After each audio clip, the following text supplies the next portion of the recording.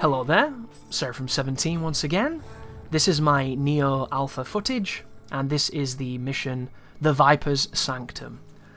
So on this mission, guys, we're still level 1, however, I'm putting on the equipment that I have accrued from playing this demo a few times.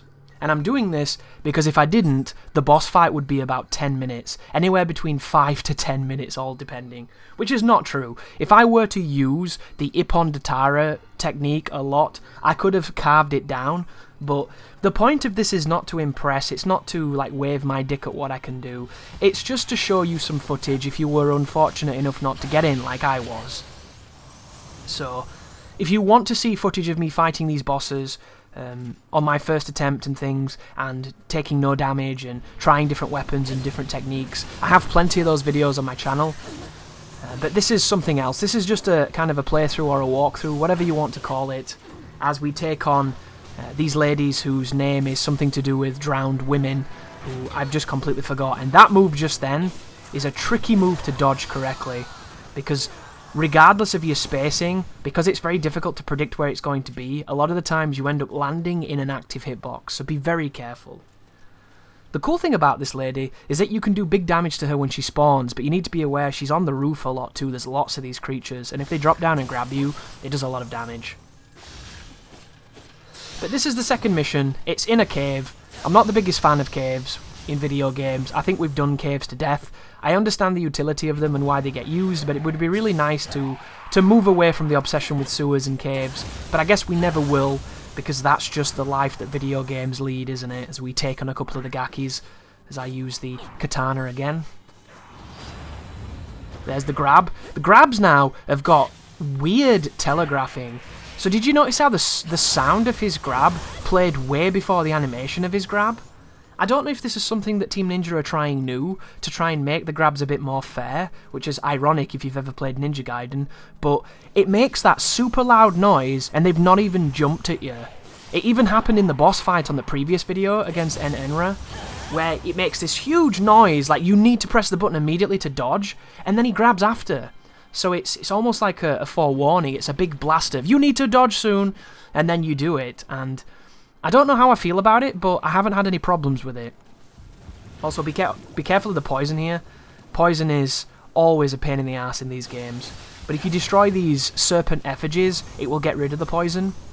And I wasn't able to figure out if there was a hidden effigy somewhere that got rid of all the pools in the boss fight arena.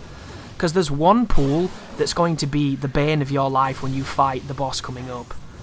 And it's just bloody typical, isn't it? You're fighting a creature that has the whole room to fight you in, but it persists on putting itself in the poison pool that completely limits what you do to it. And I always hate that design, it's really frustrating, but it's clever, I'll give it that much.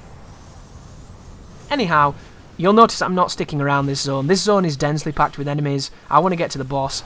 I personally don't like this level very much. I think this is kind of a throwaway mission, and I'm really hoping that this is not a story mission, it's just the equivalent of yokai and withered grass from the first game. Cure the poison really quickly, and then get on with my life. These blobs are interesting in this game, because they're very similar to their previous incarnation. It's just now, when he whiffs, he recovers really quickly from that. See that move when he's exhausted and pancaked and you go to execute him? After you've executed him, if you don't mash dodge to get away, he'll probably hit you by just instantly recovering afterwards. They've made his recovery state much quicker after you've stabbed him on the ground with the finishing blow, and it caught me off guard. I don't really know why they've done that. It feels a bit bullshit, but it's one of those changes. Like, watch this. Oh, you're not going to get to see it because he's dead. But yeah, if you get hit by that, it happens to a bunch of people because they've changed the timing. He recovers almost immediately now. She recovers a key, so let's start hitting her from behind. Oh, there it was. We managed to dodge it successfully that time, which is nice to see. This is an enemy where I should be using the Ippon Datara move because it would put this enemy in a lot of pain. But instead it's firing its daggers, it's trying to get me with its petrification gaze, and now he broke its key, so chase it down and put an end to it. Once again, folks, if you didn't see my previous video, because you do not get samurai locks in this alpha, I was unable to get samurai points, and without them I cannot flux, I cannot dodge to key pulse, I can't do any of the cool things that enable you to get more stamina back outside of just simply pulsing. It's unfortunate, but it's the way it is. checking my weapons, just then double checking, going back to the shrine, and then getting on with the run. So now I'm going to be going for the boss. This boss is difficult. It's not that it has that difficult of a pattern or that it's that intimidating. It's just the setup. For the demo, this thing has a lot of HP and it does a lot of damage, and then the second phase of the fight, you're essentially being ganked by its arms and by the serpent itself. So, a couple things to know about this guy. If you kill its arms, you'll do a nice healthy chunk of damage to the core, and when this boss doesn't have arms, it does one moveset, and when it does have arms, it gets access to another moveset. Personally, I prefer it when it has arms because I understand it more, because I spent more time fighting that.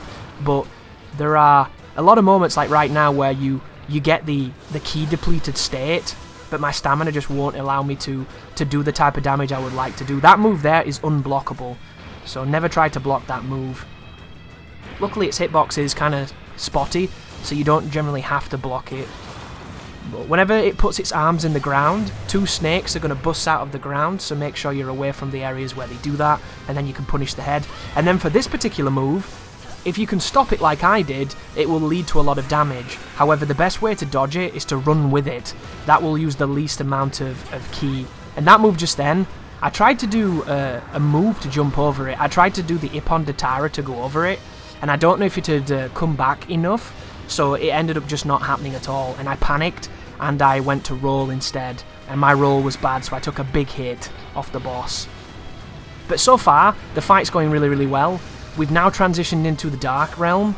The problem now, of course, is these pools of yokai influence are going to completely immobilize my regen to an absolute snail's pace, and these snakes shit it out.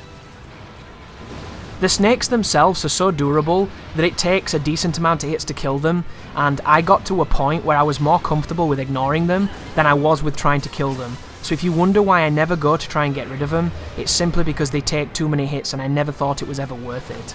Whenever the boss summons swords, if you can dodge through the swords, you can get a nice free damage opening, but when the boss does not have arms, it can grab you, and you want to be really careful because the grab has massive forward range. That signifies it's going to do its tail whip. Oh, and watch this, guys. I'm going to try it here. See this? Great idea, but it didn't work. If that had put me in an invincible state in the arc of the jump, I would have been able to jump over the tail with that technique. It would have been bloody glorious. But unfortunately, we traded, and I didn't take full damage, I don't think. I think I took diminished damage, but I still got hit. And we even got the soul of the boss, which is awesome. Even though the boss's soul core is not my favourite from what I've experimented with. But there you go, guys, another mission down. The only one left now to walk you through is going to be the Twilight version of the first one. And for the most, I'm going to be running past a lot of the enemies because some of them are just not very fun to fight, and then the boss again is going to have a whole boat ton of bloody HP, so we'll be cutting through him as viciously as I can, and I think I even used the Odachi for it, so look forward to that.